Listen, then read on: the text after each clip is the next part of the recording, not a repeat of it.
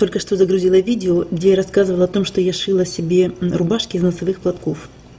Вот она, я с темными волосами, рядом со мной подруженька моя Никулина Света. Тут нам по 16 лет с ней. И вот я шила себе рубашку из носовых платков. Вот эта ткань, это тоненький батист был. Тогда я могла себе позволить расстегнуть пуговку на животе. И вот эти вот мои колокола, которые я шила, вот тут вот четко видны, они у меня сшиты как шорты, и отсюда уже идет вот такие вот колокола. Они были в диаметре 50 сантиметров. Вот так, как молодые мы были. Как молодые мы были.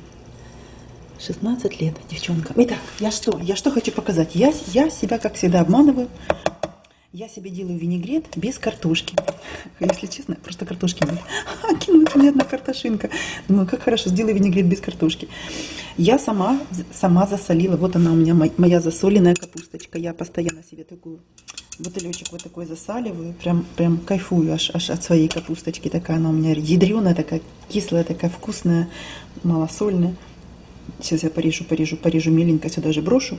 И маслечко подсолнечного, ничего больше. Много свеклы, много морковки и много... Сама по себе очень вкусная сметанка. Вот почему мне сметанка? Очень вкусная капусточка. И поэтому вот она, когда в сочетании вот с этим...